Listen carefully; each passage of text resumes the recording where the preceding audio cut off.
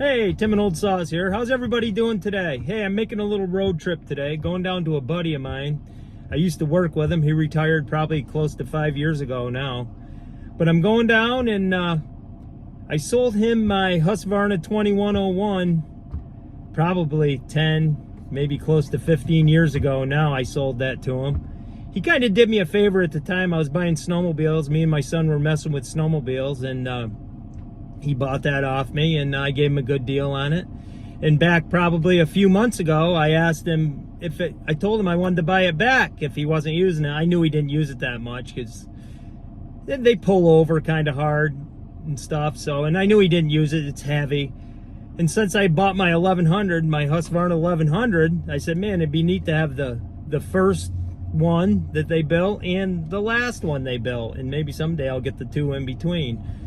And so I asked him about it, and he said, if you have something smaller, he said, I'll trade you for something smaller. So I'm bringing down a 268 Husqvarna today, and hopefully I'll trade that with him and get my 2101 back, and that'll be good. That's what I'm hoping, and it'll be good to see it again. I haven't seen it in a while, and I don't get down to see Guy very often. He don't live that far away, maybe a half hour or so away, but it's in the opposite direction, and I never go over towards where he lives. And I should get down there and see him more often. He stops up to the house once in a while if he's in the area and stuff. So, but that's where I'm heading today, and hopefully I end up bringing home my 2101. And that's it for now, and maybe when I get down there, we'll make a little video down there at Guy's place. We'll see you for now, and take care. But this is the one I had trouble with. That's why I didn't know if I had it in the right position or not. We finally made it over to Guy's house. Let's see. Here's the old 2101 over there. Hopefully that's going home today. That'll be good. Guy's got a lot of stuff. He's a collector. He's kind of like me. Yeah. Too many people have passed away. Bucky passed away. Oh, he did? Oh, that's too bad. How old was he? 91. Ooh, that was pretty good. 90's pretty good age. So when he moved to Pittsfield, I was a collector of antique stuff. Yeah. Well, he couldn't have had too much up there anyways. He never touched his father's stuff. Because his father always was there, and his father did plumbing and stuff. And so I picked up all the good junk. Guy's son bought him a new saw here. Yeah, he did. Let's see. 261 steel. Yeah, for the T10.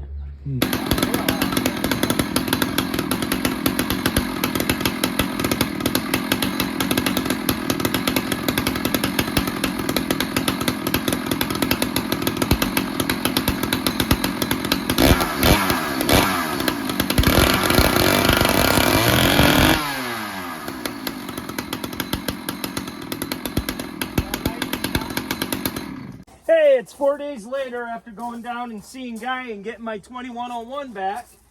And I got it home. I cleaned it up a little bit. I can't do too much with my arm in a sling, but I did manage to get it cleaned up a little bit. It wasn't too bad anyways. It doesn't look much different than when I sold it to him. I don't think he used it much.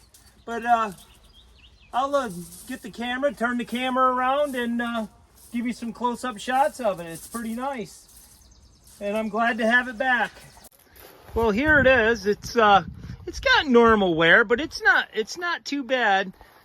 A lot of them you see have more wear than this on them anyways, but it's in pretty good shape. It's got in the recoil there, it's got a couple fins broke out of the housing there, but all in all, it's not too bad a shape.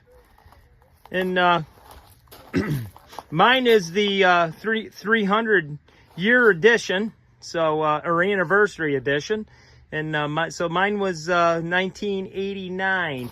But here's the what made me want to get it back was when I last year when I bought the 1100, because that was the first one that they ever made. And they started making this 99cc saw, and 1973. They made the 1100 from 1973, 74, 75, and then I think 75 is when they started making a 2100.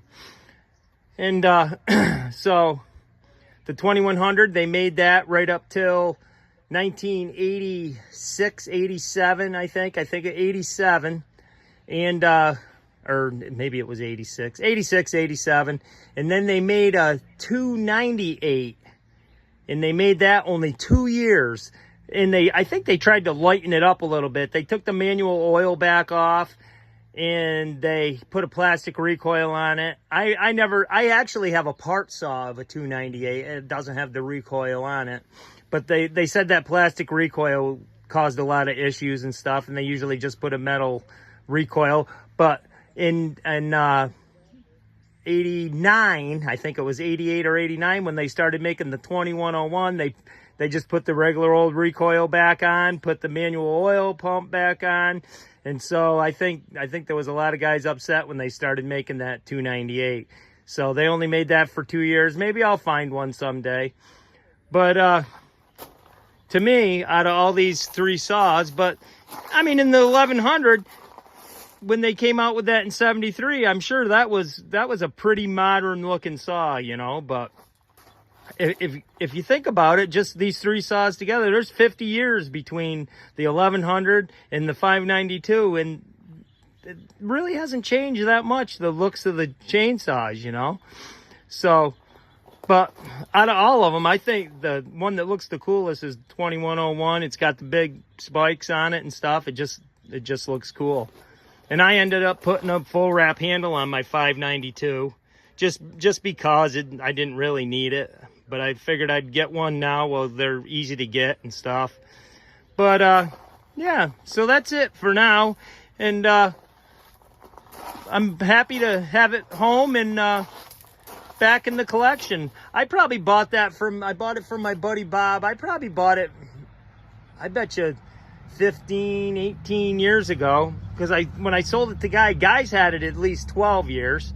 And I'm just glad to have it back. And that's it. We'll see you and have a good day.